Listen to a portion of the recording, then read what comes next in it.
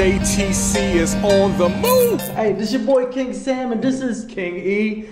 And JTC is on the move over here in the Cliff, Oak Cliff, South Cliff. Dallas with my man Sam. Listen, Sam, I'm excited to be here with you, brother. You know, right here, if y'all know, this is a stack of my response letters. all the mail call to me. All the letters that I responded to over the last 3 years. And so, Sam, let me ask you, you know, we were talking before about just what the atmosphere is like. You know, for those out there, you know, we've been writing letters to the men. King Sam was one of them. He's got letters in this pile here somewhere. And, you know, I can't see when a letter gets into prison. The only thing I see is when I put it in the mailbox. It's gone by faith. Describe for the people out there so they can get a visual. How is the atmosphere, you know, when the post office person comes through with the mail? Well, when mail call happens, it normally happens around 7 o'clock or 6 o'clock. I should say 6 o'clock, right when the new shift is coming in. And when that happens, you know, there's a lot of folks that just don't get mail, and there are a handful of people that do get mail on a regular basis. But even if guys that don't get no mail, when the guards walk by their cell, they stop everything and they look. Even if they know they're not getting no mail, but there's a hope that they just might get mail from somebody, anybody, you know, somebody that's going to reach out to them. It's very important for us to be connected to the outside world, you know, and by way of mail. You know, it's not the technology that, you know, we can't get on the computer, we can't get on the phone and hit you a text, you know, a quick text here and there.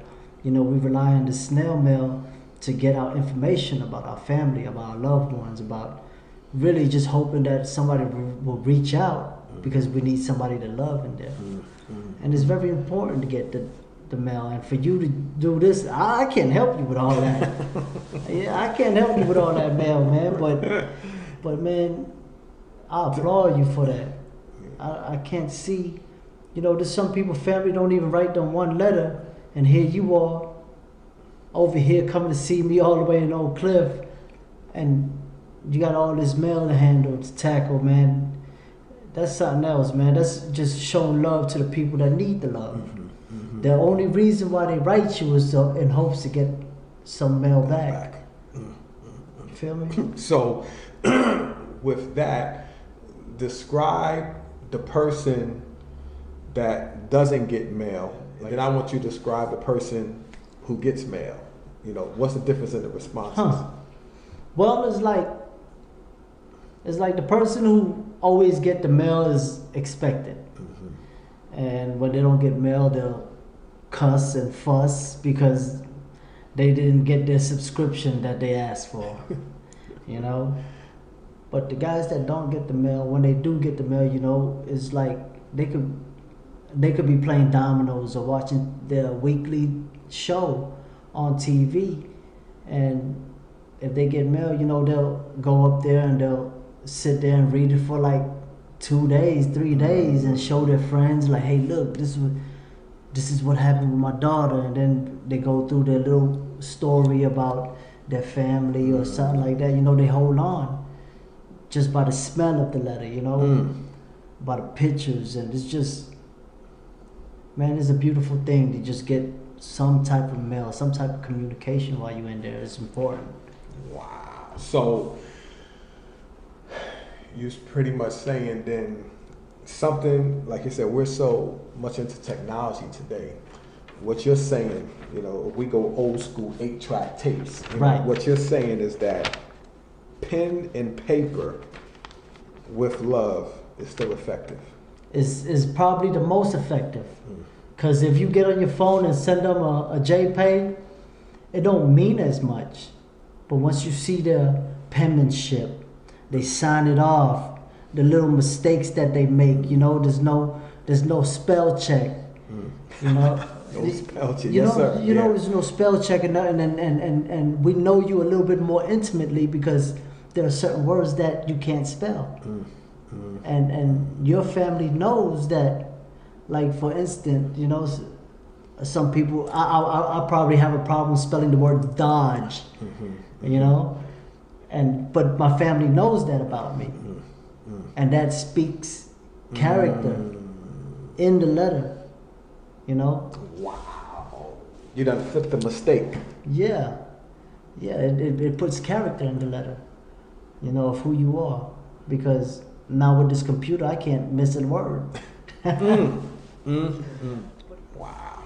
So listen, for those out there that support JTC, that if you're wondering, we always see me mailing off letters, and some letters came in, and I'll be showing you, and you know, is it really working, or is just stamps that's going into the post office into the wind? Well, King Sam is here, just broke it down to you that this is more valuable. Can you imagine that? This is more valuable than technology. That's a huge statement. It is. With today, with everybody tech, some things cannot be replaced. It just can't be replaced. You know, you know, and this is what it is. You know, you're just trying to reach people, and I wasn't doing no counting. I didn't tell nobody not to write. I just said, if you write, I'll write you back. I had no clue of what I was, you know, telling. Right. But as letters came in, it was not only a blessing to get the letters, but the intimacy in the letters, what brothers would share, and the encouragement that would come.